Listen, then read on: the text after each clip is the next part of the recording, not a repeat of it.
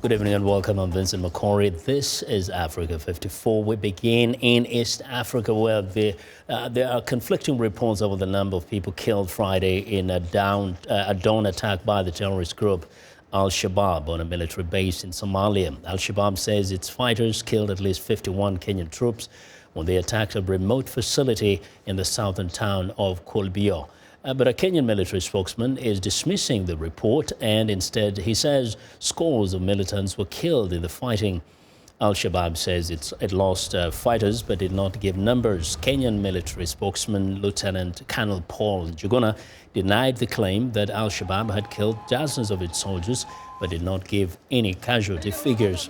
He says Al-Shabaab attackers used a vehicle packed with explosives to try to blast their way into the camp of the Kenyan Defense Forces, but KDF soldiers repelled the attacks.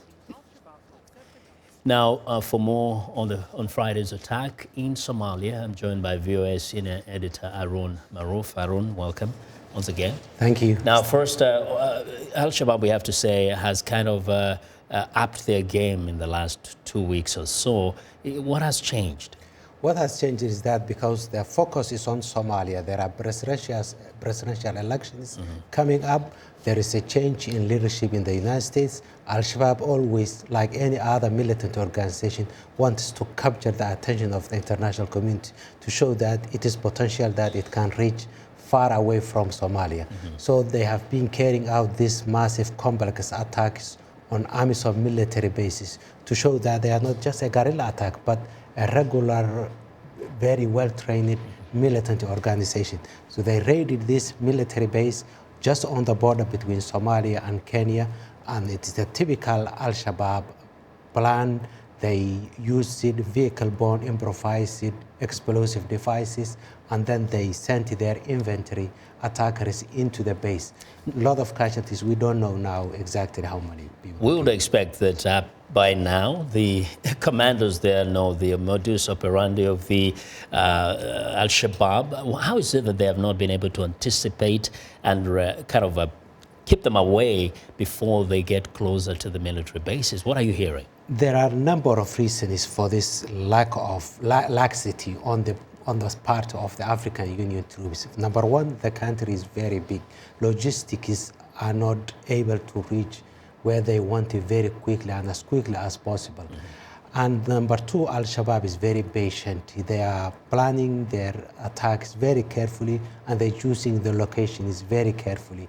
And because of this planning, they are mobilizing hundreds of militias against maybe a unit of 200, 300 African Union troops manning a small base, forward military base, far away from the other bases where it's more difficult for the rest of the African Union troops to send reinforcement because of ambushes along the way. Now, with this kind of attacks, it's not the first time, especially on Kenyan bases. Does it seem to create the impression that the Kenyans have particularly suffered more casualties than the other members of the AMISOM? It appears Kenya suffered its biggest military defeat last year in January in El Ade. Over 100 Kenyan troops were killed. Some Western media organizations have quoted Kenyan military sources saying maybe as many as 140 were killed in the attack. But so far, Kenya has been very less transparent on the number of casualties it suffered. Kenya talks about how it's dealing with Al-Shabaab and its operations in Somalia, but not so much about the number of casualties that Kenyan troops have suffered. But it's not only Kenya. Remember, this kind of attacks, complex military attacks, started in June 2015. And the first attack was on a military base run by Burundian troops. The second attack was a military base run by the Ugandan troops. Then another attack on a Kenyan military base in El Ade exactly a year ago.